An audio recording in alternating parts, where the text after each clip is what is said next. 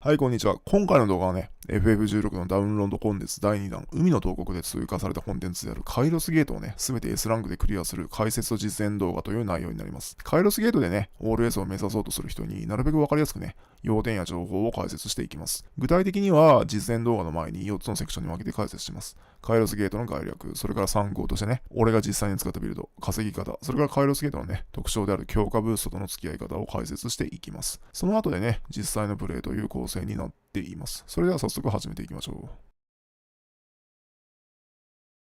まずね、カイロスゲートの概略なんですが、今画面に出ているのをね、なぞっていくと、全20面、剣ってちょっと分かりづらいね。ゲームっぽく面でいいわ。のトレモステージのバトルなんだよね。トレモステージなので、だだっ広い大きな円形のステージで、アーケードみたいにね、ステージによって全然違ったりとか、地形利用関係をね、考えなくていいと。それと、もらえるものとね、条件を事前に押さえておきましょう。20件すべて突破ね、ただの踏破だよ。評価は何でもいいからクリアするだけ。だと、回転の証っていうトロフィーがもらえて、それと幻想を破りし者っていう名誉称号がゲームが用意したアイテムとしてもらえます。トロコンだったらね、とりあえずこのレベルまででいいです。で、問題はね、さらにその上があって、20件ね、すべて評価 S で突破すると、隠し階層である21件っていうのが出て、そこに裏ボスがいるんだよね。それにも S で勝つと、究極を超えし者。これも名誉称号だね。が手に入って、この状態を完全制覇と言います。取れた時は、最後にこうやってジングルが流れます。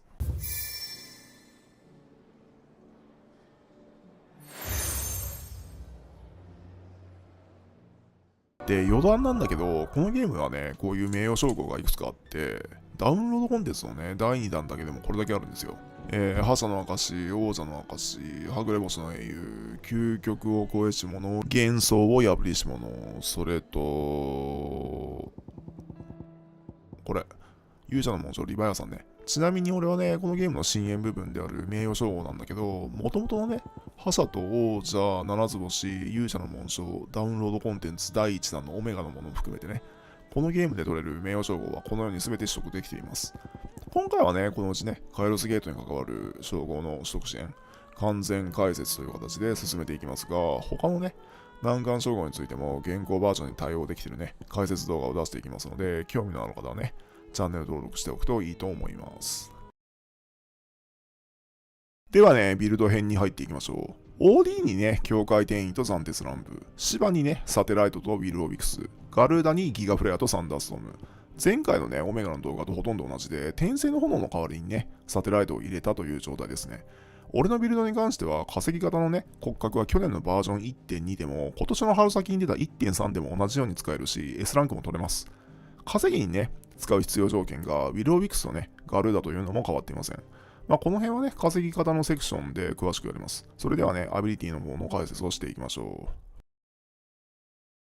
まず、境界転移ですね。能力はね、何でもキャンセルなんだけど、至るところで使いまくりますね。使い場所多すぎてね、もう説明不能ですね。人によってはね、境界がなくてもやっていけるって人がいるのは十分理解できるけど、俺に関してはね、境界転移なしとか、マジでゲームのテンポ悪すぎて無理だね。もう絶対にマストで入るアビリティですね。次がね、斬鉄乱舞。俺はね、絶対斬鉄乱舞やるマンなので、ここはちょっとうるさくいくよ。ダメージスコア比の基準になる技であり、多方面にね、応用の効く強力な時間停止技なんだよね。危険もしくは何もやれない待機時間を安全化するのが代表的な活用例。斬鉄乱舞はね、俺のビルドの切り札になってるアビリティで、具体的に言うとね、ゲージがなくて何もやることがない、ゲージ回復を待ってるだけの待機時間とかね、もしくはウィロー切れでウィローゲージなしみたいな危険な時間をね、都合よく安全にしてくれる技で、今言ったね、ウィル・オビクス切れでゲージがない時に敵に囲まれていたりね、なんかよくわからないような攻撃を受けそうな時とかに発動することで、時間停止を使ってね、敵の攻撃をね、無理やりストップさせることができて、なおかつね、その時間停止中は、こっちのゲージはね、そのまま普通に回復できるっていう非常に都合のいい状態を展開できるんですよ。自分自身をね、安全にするだけでなくてね、ウィルを含めね、他のアビリティの回復時間をね、敵の攻撃を一切受けることなく一方的に得ることができるという能力ですね。飽きるほどね、長いヒット演出なんだけど、それって実を言うと、こっちにとっても好都合で、自分自身がね、現場の状況を整理して、頭をね、整理する時間にも、一息つく時間にもなるし、長い演出時間もね、結局その長さに比例して、ゲージの回復量自体もすげえ大きいという、実はいいことだらけのアビリティなんですよね。斬鉄乱舞もね、境界転移と同じで、めちゃくちゃ奥が深くてね、言いたいことが山ほどあるんだけけど、活用に関してはね、ここではボスだろうがなんだろうが、誰相手にでも絶対に効くストップの魔法とでも思っててくれればいいです。ちょっとね、この動画ではね、別の言いたいことがあるので、そっちに尺を使います。まずね、バージョン 1.3 で弱体化があったので注意が必要ね。発動中に自分にやられ判定がつく、もしくはね、敵の攻撃力が消えない、いずれかまたはね、両方の変更があって、乱舞発動後もね、クライブがひるむ攻撃に重なっちゃうと、乱舞の途中でもね、中断するようになったんだよね。例えば、トンベリの黒いドームみたいな攻撃とかにね、斬鉄乱舞で突っ込んじゃうと、もう完全に発動して乱舞で強制停止かかってね、あっち行ったりこっち行ったりしてる最中でも止められるようになったってことね。今までのバージョンってね、そういうの一回もなかったんだよね。俺はね、さっきの概略でも言った通り、王者も覇者も全部やってるんだけど、乱舞でね、ロックして時間停止がかかった後で止められたことは過去バージョンでは一度もないんですよ。1.3 でね、明らかにナイフ調整が変わってるよね。このゲームね、こういうのがしょっちゅうあるから動画がすげえ作りづらいのよ。敵がね、火を吐いてる中だろうが、アトミックレイ爆発してようが、止まることってなかったんだけど、バージョン 1.3 はね、さっきのトンベリの含めてね、止まる攻撃が何個かある。自分のやられ判定が消えていなくて、敵の攻撃力がね、時間停止中も生きてる場合で、かつひるむのであれば、途中でね、止められることがあるっていうのは頭に入れておく。対処としてはね、安全に切りかかってる場所で L1 ボタンでね、敵をそのままロックしてしまえばいいのは覚えておきましょう。まあこれからね、カイロスゲートとか名誉称号系始める人にはあんまり関係ないんだけど、前回のね、オメガの動画を見てくれた人用に、斬鉄乱舞に限らずね、一応バージョン 1.3 における俺のビルド内のね、アビリティ技の変更点もこの動画では話していきたいと思います。で、話を戻すとね、弱体化があったとはいえ、依然としてね、全然使える上に、口述のサテライトのおかげで、さらに価値が高まったと。まとめるとね、長い時間停止による安全かつ大量の6個全部のアビリティゲージ回復量が見込めること。まあ今言っていたことね。時間が長くてね、操作がいらないから、その間ゆっくり現場の状況をね、整理したり考えることに専念ができると。それからテイクダウン中のね、時間停止も実はでかい。それから、そもそもね、定期で誤算鉄が打てるし、溜まるのが保証されていると。で、4つ目なんだけど、これ当たり前なんだけどね、乱舞があるだけで、多くてもね、2回発動すれば、斬鉄剣レベル5がね、打てる権利がもらえるのよ。よくね、パリやって、オーディンにして、斬鉄剣に持ち替えて、ひらめき一戦決めるって言ってる人いるけど、どこでもね、そんなに高頻度でパリ取れるような攻撃が現場に落ちているかって話になってくるよね。仮にだよ、それだけパリーを狙えるものがあるとしても、そんなにね、いろんな敵のいろんな攻撃タイミングをパリー狙えるほど研究したり練習したりたくさん覚えたり努力したいかっていう話になるよね。100歩譲ってさ、しょっちゅう分かりやすい技振ってくれるやつがいたとしても、一緒にいるね、他の敵も結局一緒に攻撃してくるシチュエーションも少なくないから、パリーだけ狙うわけにはいかないことも多いよね。もっとね、本質的な話をすると、ウィルオウィクスがね、速攻で剥がされても困るし、ウィルオがなければね、攻撃フライはどんどんテクニカルボーナスのね、倍率が落ちちゃうから、自分の安全をね、しっかり確保しながらパリ狙うんだとしたら、それこそ相当面倒なね、研究努力活動が必要になっちゃうか、もしくは現場でのね、敵のランダム性頼みの運勝負みたいなね、不安定な展開になっちゃうかのいずれかなのはね、目に見えてるよね。それにね、雑魚しかいないような場所で斬鉄剣レベル5が欲しい時だってよくあるし、その時にね、雑魚相手にね、パリー取る練習したり、取れる場所探すとこから頑張るっていうのは、労力としてね、コスパ悪すぎるっていうか、どう考えても現実的じゃないよね。だからこのゲームをね、生涯やり込むのでもなければ、ひらめき一戦で斬鉄剣レベル5まで稼いでっていうのはちょっと机上の空論すぎるというか、効率悪すぎておすすめできない。実践導入までのね、プロセスがめんどくさすぎる。それに対してね、斬鉄乱舞だったら、敵がボスだろうが、雑魚だろうが、全然知らない現場だろうが、受け身じゃなくてね、こっちから主体的に攻撃を当てて、すぐ確実にね、斬鉄剣ゲージを一定量貯めれるんだから、こっちの方がね、シチュエーション選ばないし、努力もいらなくて楽でしょ。この簡単にね、場所選ばないでゲージを稼ぎつつね、倍率も維持しながら定期的にね、レベル5が打てる権利があるっていうのは、当たり前にして実は見逃せない斬鉄乱舞の長所なんだよね。話を進めるとね、さっきも言った通り、とりあえずね、誰にでも効く FF16 版ストップの魔法だと思ってもらえばいいです。それとあとね、これ絶対言っておかなきゃいけないことなので、もうちょっと話聞いてほしい。すっごい大事な話するから。ネット上でね、おかしなこと言ってるやつ見かけたんだけど、乱舞やったからって遅延行為になんかならないし、戦速さんに間に合わないなんてことないからね。そもそも、ウィルオウィクス剥がされて危険だから、ウィルオウィクス回復待ちして敵から離れるようにね、逃げてる時とか、他のね、スコアになるアビリティを使って、それらをね、溜まるのを待っているといったね、もともと時間が経つのを待つしかない事実上ね、強制待機させられてるっていうね、死んでる時間に、乱舞時間を重ねて、その強制停止でその間の安全を確保するのが、俺が去年の動画から話している斬鉄乱舞の正しい使い方だからね。これが遅延行為になるんだったら、そもそもそいつの使い方がおかしいだけなのよ。しかも俺の提案ビルドには、オメガの動画の時から境界転移もあるからね。毎日ね、意味のない時に発動して不毛な時間だったら、大概途中ですぐ切れるから、いずれにせよね、時間がかかる要因、つまり遅延になんか全くなってないのよ。という感じでね、斬鉄乱舞については終わり。長かったね。斬鉄乱舞はね、奥が深いからまだまだ言いたいことがあるんだけど、その辺はね、ちょっと別の動画でやろうと思っています。では次に行きましょう。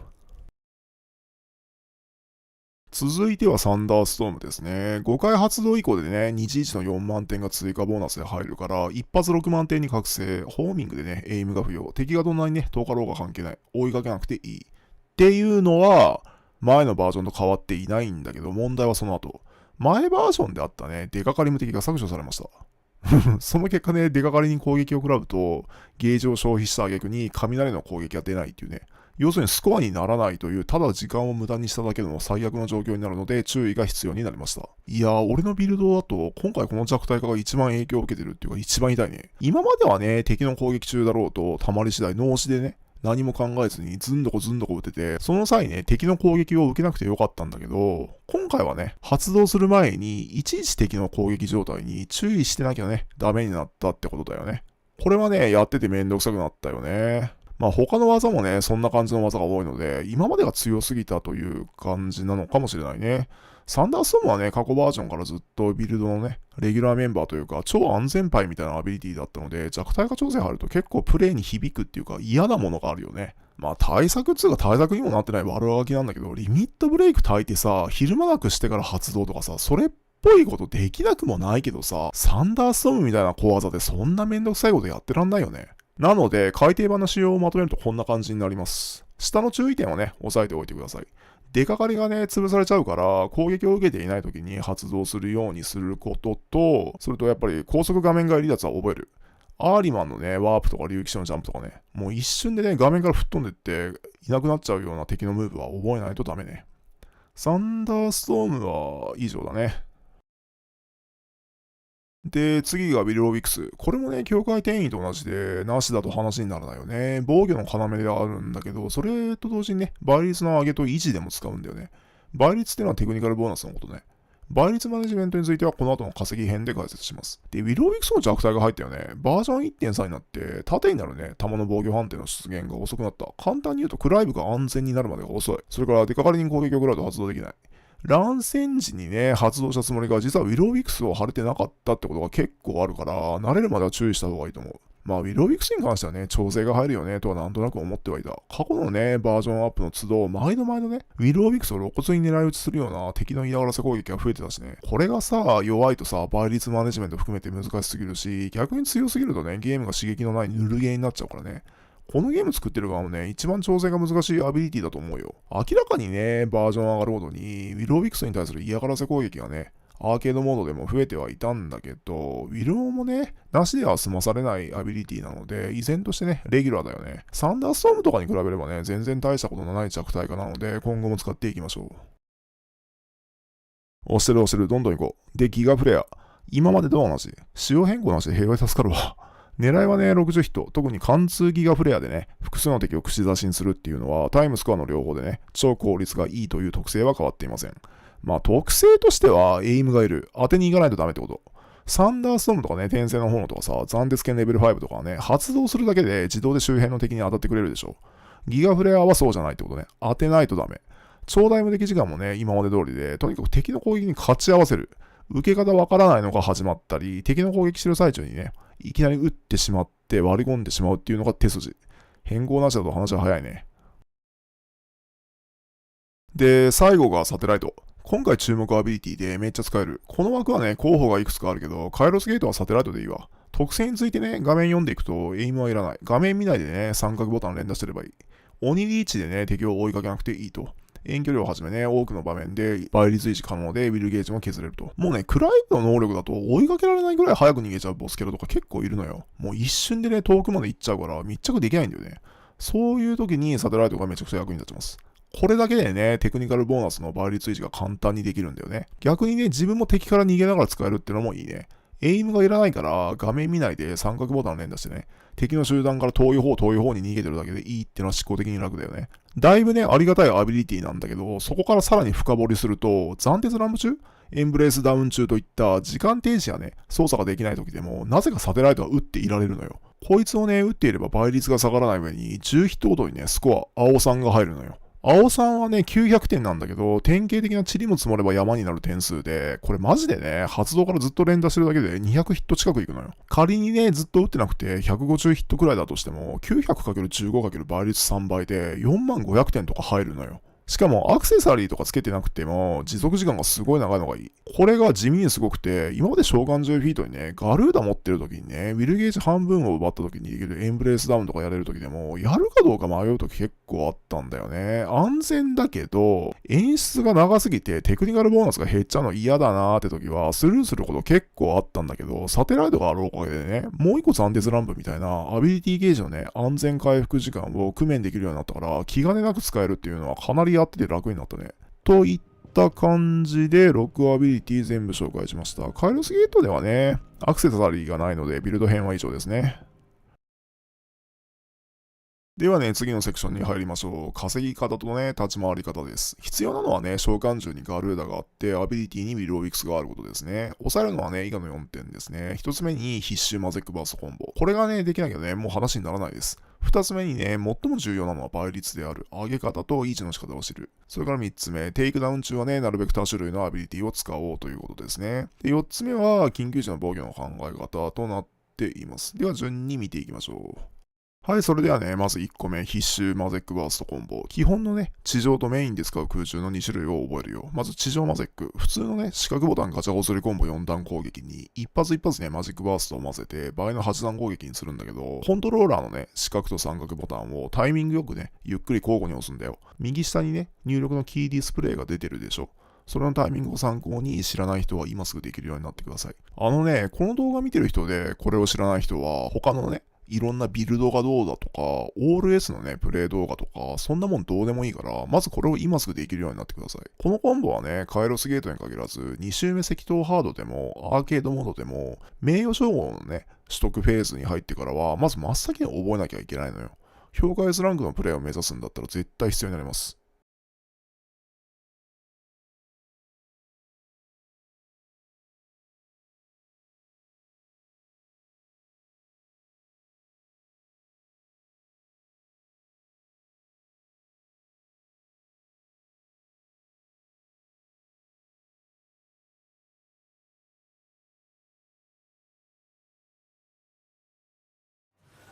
2つ目がこれで、相手をね、1匹空中に引きずり込んで、空中でマゼックバーストコンボを決めると。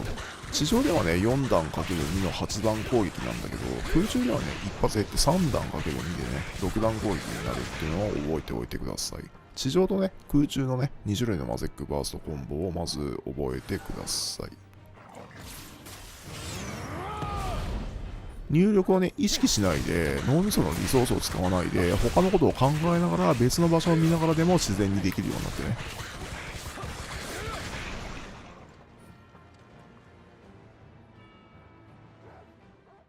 で、空中マゼックバーストコンボは、ウィルオウィクスつけてる時とない時でね、ちょっとだけ変化をつけます。ウィルオウィクスがついてない時、もしくは切れた時っていうのは、1回目のね、空中6段攻撃を最後のね、マジックバーストを抜いて5段攻撃にした方がいいです。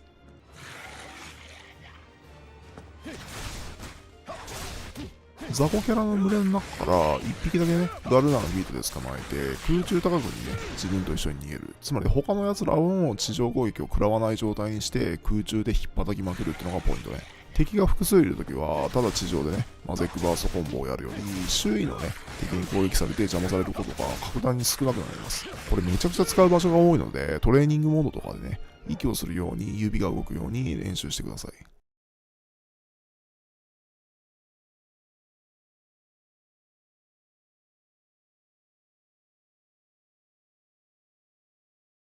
ではね、次に倍率マネジメント。テクニカルボーナス以下ね、倍率の上げ方と維持の仕方をしていると。まず上げ型なんだけど、ウィルをつけてね、空中マゼックが一番手っ取り早い。基本的にはね、飛びかかって、雑魚何匹かだったらガルダインプレスで1匹捕まえて自分と共に空中に逃げてる状態でマゼックっていうのが簡単ですね。ただね、同じことばっかりやってても倍率が上がりにくくなっちゃうから、地上マゼックとかね、ウィルを切れにサテライトランプとかも混ぜて間を作ってやるといいです。となっております。ウィルをつけてればね、敵の攻撃に対して安全なだけじゃなくて、敵に接触してる限りね、倍率も減らないんだよね。これがね、倍率マネジメントでは大事。ウィル・オウィクスはね、防御だけじゃなくて倍率の維持にも使うんだよね。続いては維持の仕方ですね。3倍になったら一旦マゼックはやめる。敵の体力がもったいない。マゼック自体はね、ろくな点数もらえないから、倍率がね、上がりきったら止めて別のことをするっていう風に頭が働くようになってね。で、倍率維持行動としては、具体的にはね、ウィルをつけて密着して三角ボタン連打、それからサテライト連打、そして斬鉄乱舞といったね、3つを使い分けていきます。まずウィルをつけてね、密着三角連打。三角は魔法ボタンだよ。魔法ボタン連打は、ウィル・オウィクスがなかろうが、密着できなかろうが、常にやっててください。それだけでね、倍率の減少スピードはだいぶ落ちます。それからサテライト連打だね。カイロスゲートの裏ボスもそうなんだけど、逃げ足早すぎてね、追いかけられないやつってボスキャラに多いんだよね。こうなっちゃうとね、ウィルをつけて密着がやりにくい展開になっちゃいがちだから、サテライトを使っていくと。他にもね、サテライトはエンブレスダウン中とか、暫定スラム中でもね、撃てちゃうんで、長い演出中もね、倍率減少せずに、点も取りながら、アビリティゲージが溜まるまで安全な状態で時間稼ぎができるっていうのは、アビリティのところでも話した通りだよね。で、このどっちもなければ、ここでもね、結局暫定スランプが役に立つと。といった感じに使い分けていきます。結局ね、アーケードモードでも、カイロスゲートでも、トドのつまりね、点を取るってのは、敵の体力をね、スコアに変換する作業なわけだよ。例えば、効率のいいアビリティはさ、貫通ギガフレアとか、5発覚醒サンダーストームとかね、とどめの斬鉄剣レベル5とか、なるべくね、あの辺の点になる行動で敵の体力を奪いたいわけで、点が取れる行動ではないね。マゼックとかウィロ密着とかサテライトとかに関しては、なるべくね、敵のダメージを奪わないで3倍に上げて、それを維持したいっていうのが点数の取り方の骨格なんだよね。その際に、今は倍率を上げるときなのか、それともね、維持するときなのかで、やる作業をね、すぐに思いつけるように、行動をね、知識として用意するだけじゃなくて、現場ですぐ頭が回るように練習してみるといいと思います。では次に行きましょう。狙いアイコニックパニッシュメントですね。なんだそれって人。テイクダウン中にね、アビリティ技で触ると、1種類につきね、緑1、素点2万点が入るんだよね。っていうシステムなんだけど、例えばさ、俺のビルドでね、テイクダウンした後に、倍率3倍の時に、サンダーストーム決めて、ギガフレアに境界転移かけて、ウィルを張り直して、で、サテライトを発動して、サンテスランプ行って、それに境界でキャンセルかけて、サンダーストームとか繋ぐと、緑 1×6×3 倍でね、ただ技で触ったってだけで最低36万入っちゃうんだよね。これってね、アーケードモードでも使う稼ぎ要素なんだけど、カイロスゲートはね、口述するブーストのね、バーストでクイック召喚のおかげで、かなりこれがね、狙いやすいんだわ。と言ってもね、難しい話ではなくて、相手がテイクダウン寸前まで行ったら、アビリティ技を温存してね、マゼックで叩きまくって、アビリティ技の回復を促して、それからテイクダウンを取って、今言ったようなね、6発セットプレイを完走するみたいなね、そういう流れでいいんだよね。そんな厳密にね、狙わなくてもね、カイロスゲートは点数基準が甘いんで、オールエースは全然取れるんだけど、点数をね、伸ばしたいんだったら、アイコニックパニッシュメントはね、絶対プレイに組み込んだ方がいいってこと。カイロスゲートはね、今言ったようにかなりやりやすいからね、導入しやすいと思う。特にね、暫定スランプはね、アイコニックパニッシュメントと相性が良くて、テイクダウン取った後にね、厳密にアビリティ技が全部溜まっていなくても、暫定スランプでね、敵のテイクダウンゲージの回復停止しながら、他のアビリティ技がね、溜まる時間を稼げるから、このボーナスがね、自然と取りやすくなるんだよね。そしてね、稼ぎ方と立ち回り方の最後。これも大事。緊急時の処置方法なんだよね。緊急っていうのは、ウィローがなくなって、ウィローゲージもないっていう時ね。そういう時の防御の3本柱。1個目が暫定スランプに避難するっていうこと。2つ目がサテライト連打して逃げるっていうのは言ったよね。それとね、もう一つね、立ち会いでね、使う行動として知っておいてほしい。これはね、意識の話なんだけど、ここまで攻撃とさ、稼ぎの方針は分かったけど、攻撃やりたくないって時あるよね。さすがにさ、ウィルを切れでさ、敵に近づくの嫌でしょ。というか、そもそもこのゲームは画角の外からね、見えないところから平気でバンバン攻撃してくるし、そもそも攻撃食らっちゃうと倍率が落ちちゃうから、極力さ、ウィル・オビクスなしでさ、敵には近づきたくないってのはわかるでしょ。そういう時には、フィートを芝にしてね、強敵を見晴らしのいい場所で待ち構えて、パーマフロスト待ちするってのが有効なんだよね。漠然とね、ウィルオゲージが回復するまで遠くに離れてるだけではなくて、パーマフロストでね、狙い撃ちして安全確保できないかって考えようって話ね。カイロスゲートはアーケードモードと違ってね、地形が入り組んでないし、だだっ広い広い場所で戦ってるだけだから、特定のね、相手の攻撃が見やすい位置に入るのに苦労するってことはほとんどないんだよね。強敵、つまりね、テイクダウンゲージを持ってる敵は、パーマフロストのね、狙い目な攻撃をそこそこいい周期っていうか、バカ正直に振ってくれることが多いんだよ。パーマフロストはね、芝スナップだから、パリーみたくね、やってる最中とか、失敗した直後に殴られて邪魔されるってことはほとんどないんで、取れる技をひたすらパーマフロストでね、狙い撃ちすると、現場が大体簡単になってくれるんだよね。まあ、事態がそれ以上悪化することはないってこと。雑魚ばっかりとかだったら、攻撃の種類やね、アルゴリズムなんて、いちいち覚えてられないから、逃げるしかできないことがほとんどなんだけど、強敵がいたらね、パーマフロスト待ちで緊急車を受けられないかって考えるといいという話ですね。立ち回りをね、まとめるとね、そもそも死んだら何にもならないし、攻撃食らっちゃうと倍率がどんどんなくなっちゃうから、ウィルなしで敵に近寄って頑張ったところで、基本的にいいことってないんだよね。守るところは徹底して守れっていう話ね。この防御の3本柱を駆使して点数取れるプレーを作っていってください。稼ぎとね、立ち回り編は以上です。じゃあ最後のセクションに入ります。強化の指針、ポイントの割り振り方ですね。もうちょっとで説明頑張ってくれ。これはね、カイロスゲートの特徴の部分なんだけど、ステータス強化にしろね、ブーストにしろ、これらはね、プレイを楽にするために存在すると。で、目的が幻想が究極によって何を強化するかが全然違うと。トロコンとかね、クリアすればいいだけだったら生存重視系、完全踏破を目指すんだったら口述にポイントを流しますと。評価 S で進んでも全部のステータスやね、ブーストを埋めることや全部のレベルを上げ切るってことはできない。何が言いたいかっていうと、これやっとけばどのプレイレベルでも番長 OK 万能みたいなのはないから、どういう強化するかって方向性は目的によってね、あらかじめ決めてしまえってことね。努力しないでクリアさえできればいいのか、評価 S をね、並べるために点数を取りたいのか、どっちかってこと。で、いずれにせよ、ポイントをきちんと割り振ると、アーケードモードよりも、クリアするにせよ、点数取るにせよ、かなりゲームが楽になります。この動画ではね、評価 S をね、並べる方向で解説するよ。じゃあ詳しくいってみましょう。ステータス強化はね、トロコンレベル狙いか、オール S レベル狙いかのいずれかにせよ、最初はね、長持ちブーストから入ってください。EP、BP ともにね、ポイント貧乏なので、第1件はね、EP は使わないで節約しようと。とにかくね、局地的なパワーアップとかより、貧乏の解消が最優先なので、その上で進めてね、買えるポイントが溜まり次第、ますますブーストを入れると。その後もね、長持ちブーストとますますブーストの次の評価段階をね、溜まり次第即買えるように節約します。他のはね、一切買わないで全部後回しでいいです。全部評価 S でクリアしてれば、11件突破くらいでね、長持ちとますますは育ちきってるはず。まずこの状態を目指すと。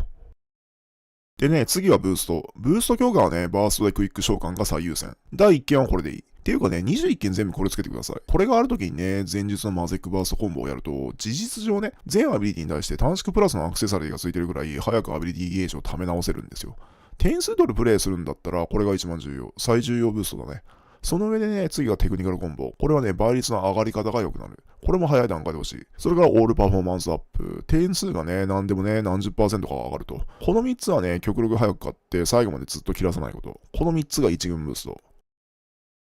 でね、1軍が揃ってる上で2軍ブースト。クイック召喚。これはアビリティ試し時間短縮だね。リザルトでもっと回復。そのまんま。スーパーリミットブレイク。これリバイブビットだね。リバイブビットはね、わからない人はね、アーケードモード覇者の証賢者の塔の動画を見てほしい。リミットブレイクゲージさえあれば死んでも自動復活するってやつ。ファイナルファンタジーっぽく言えばリレイズだね。注意点はね、発動したら安全を確保次第ね、すぐに L3、R3 同調子でリミットブレイクを解除すること。リミットブレイクゲージがもったいないからね。このあたりがね、分かっていれば強化指針に関しては大丈夫です。評価 S でね、進み続ければ、後半やね、最後の方は BP がかなり余るので、生存が不安だったらね、ピンチにダメージカット。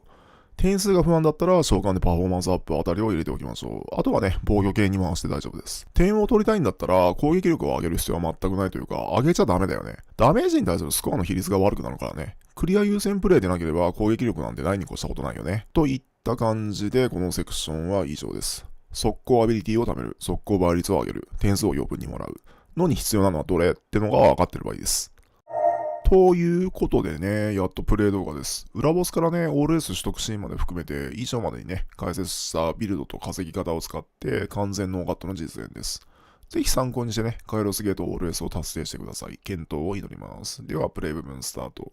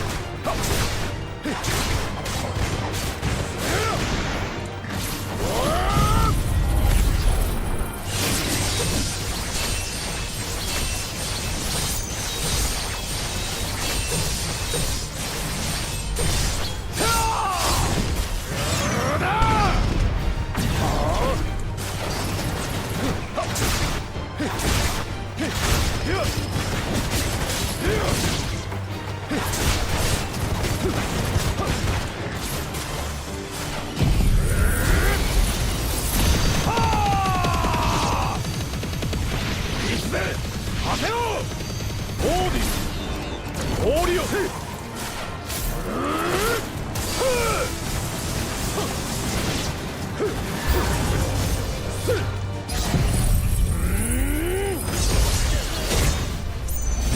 ダメだ。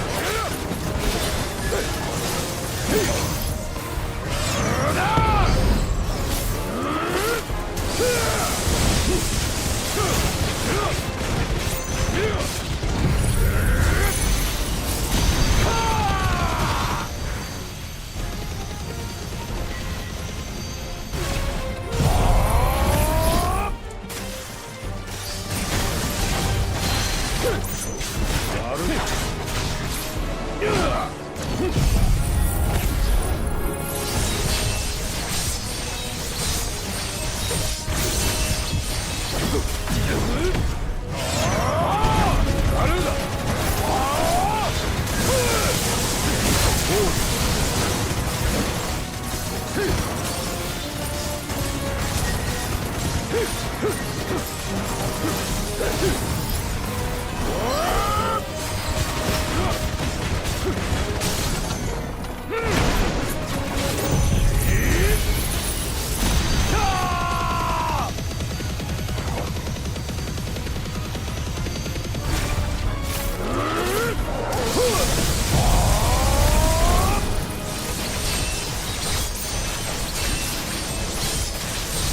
ーディン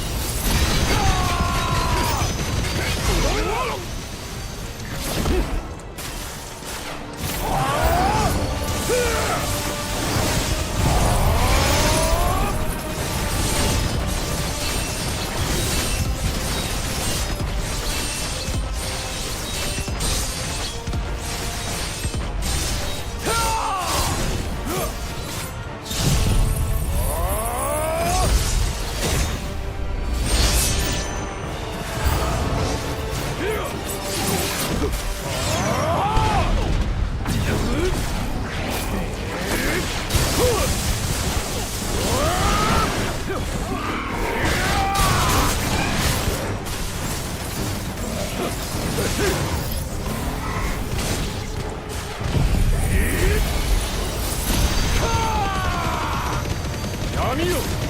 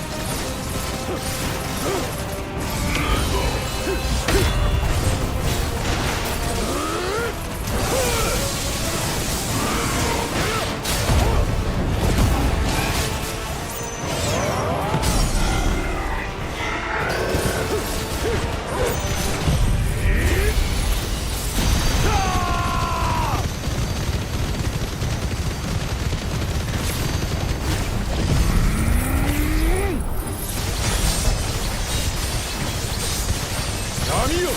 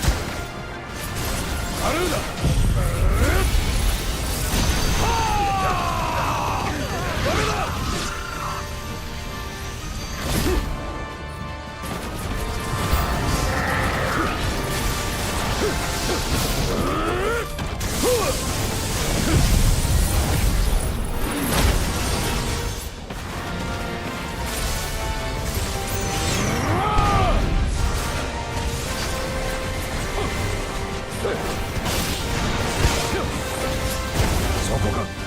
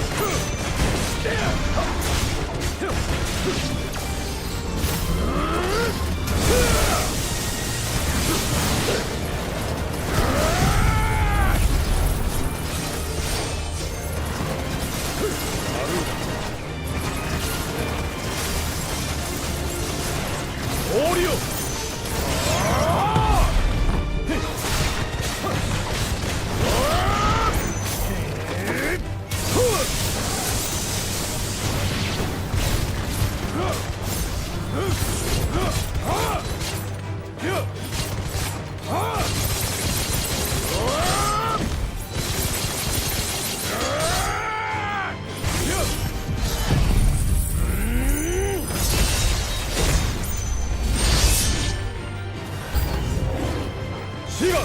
せい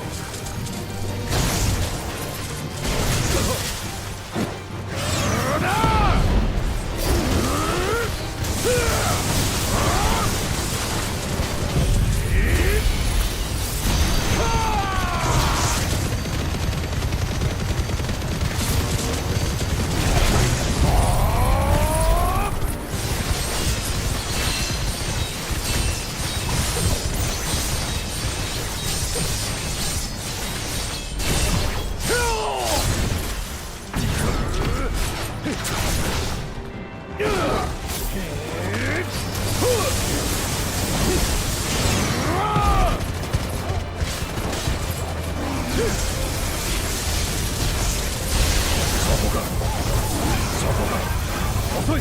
見えた遅いそこか見えた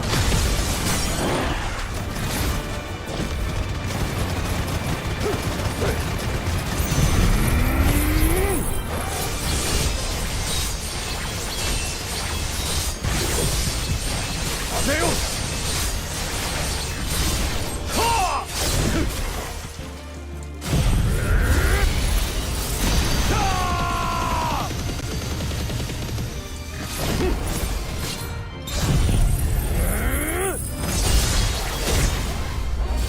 終わりだ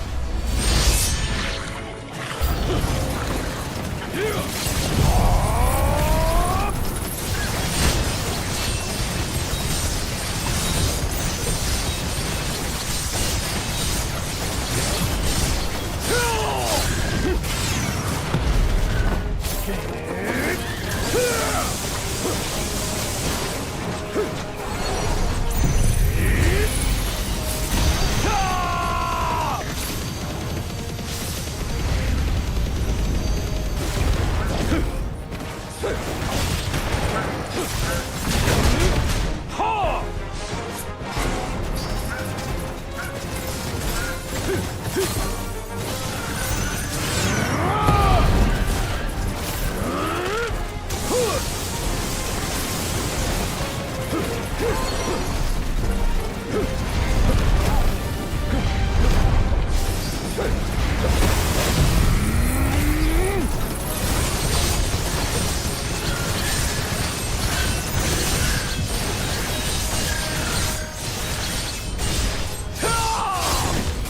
ガルーダ。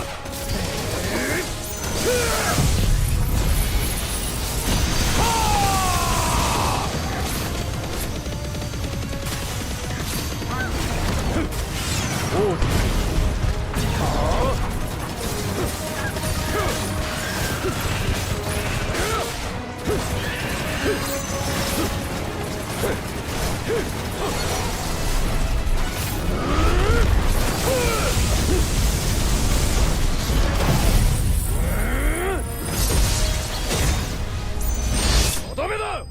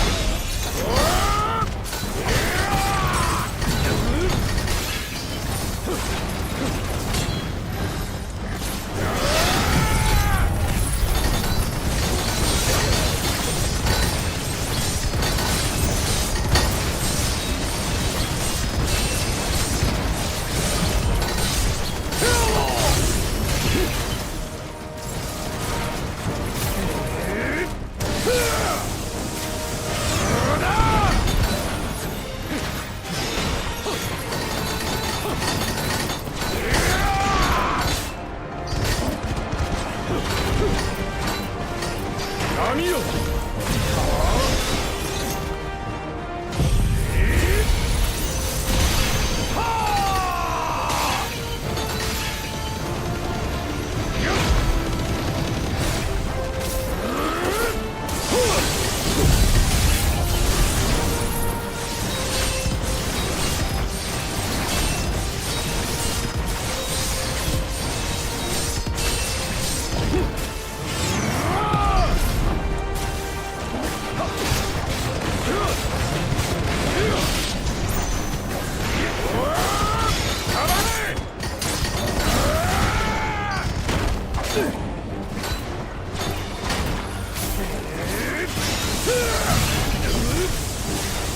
ありだ。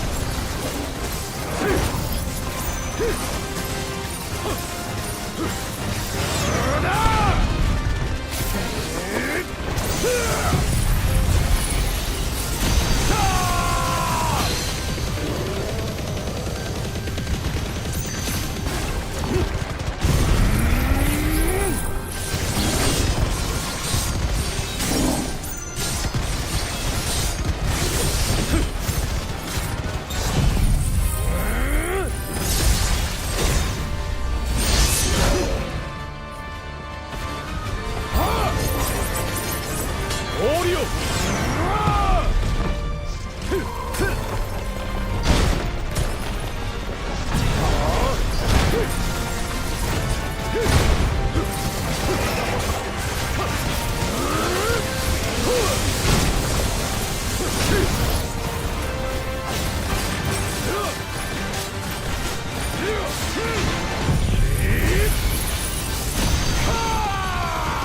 オーディス。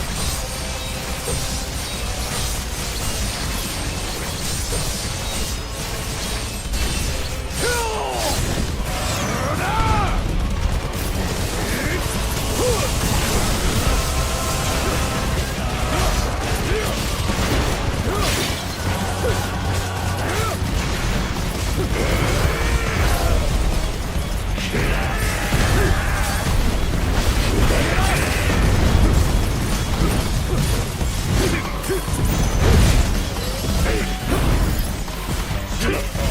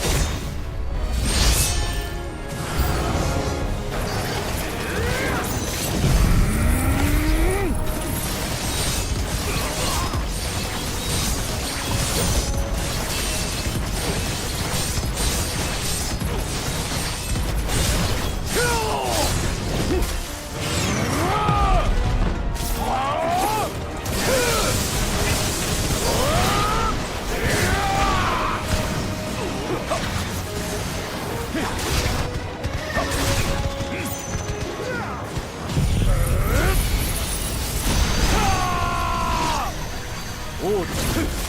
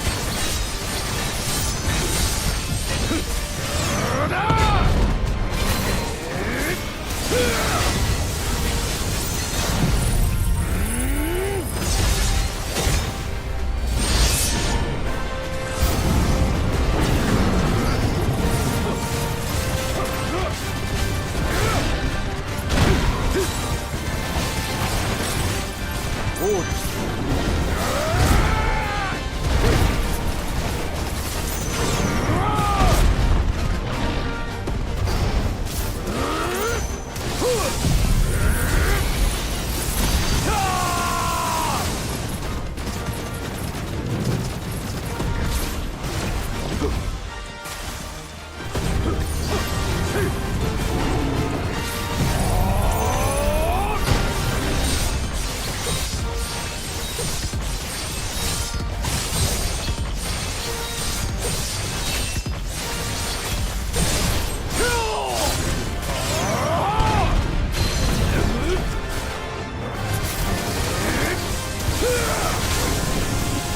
よ。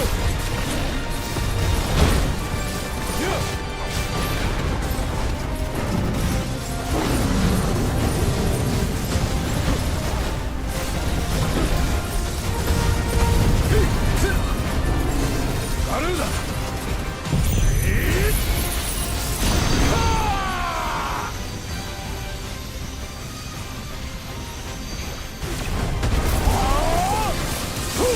氷よ。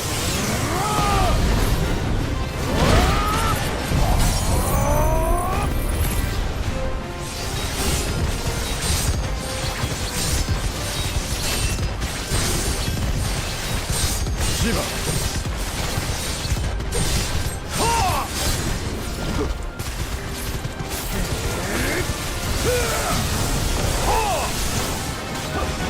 オービス。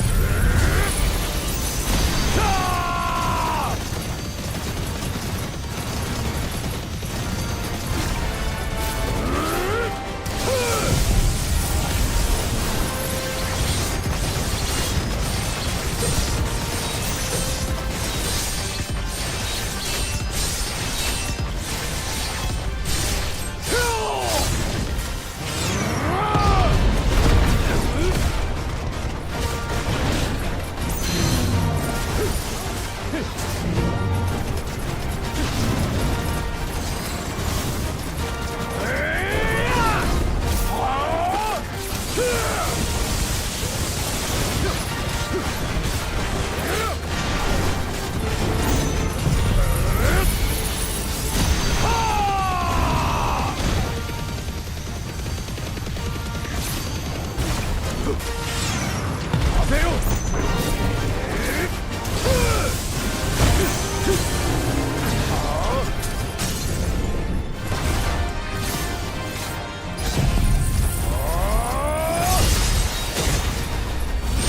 こいつぜ。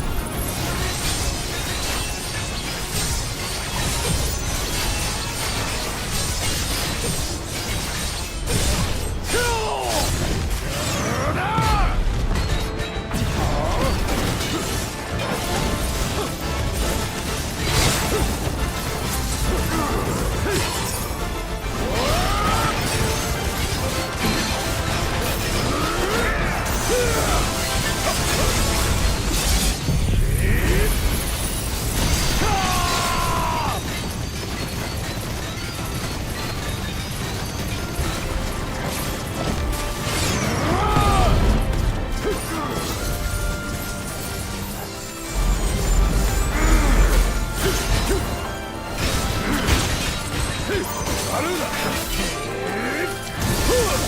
氷よ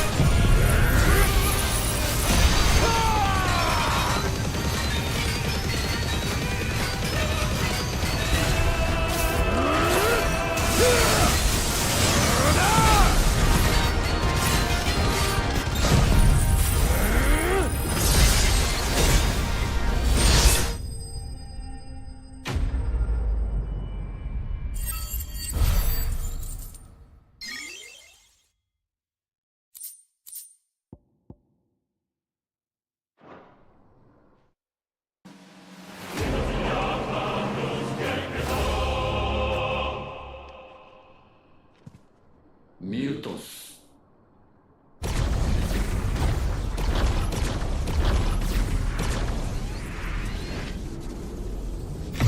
その生き様をたどり真相へと進むがよい。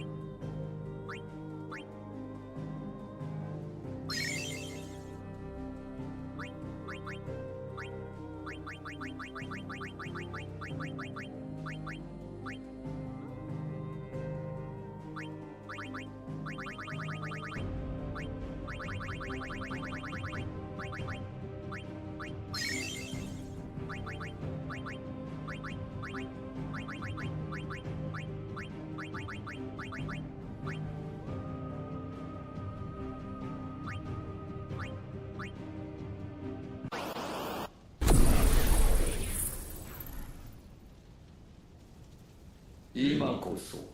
の因果に身を焼かれるのだ。神の力の青き炎と因果の赤き炎は一つとなり、汝は完全な器を超え究極の器へと至るだろう。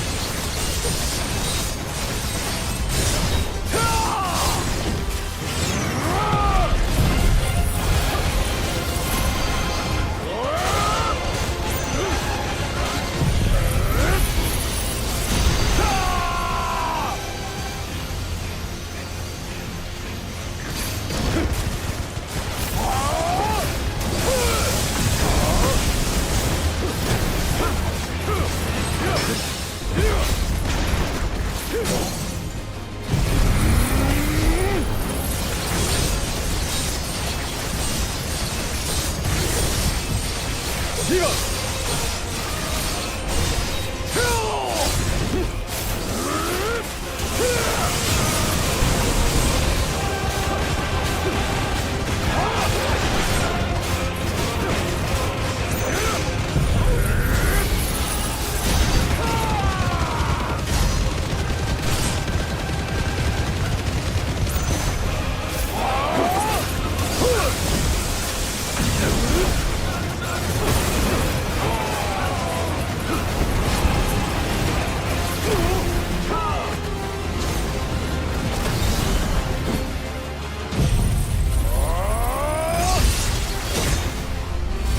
よし。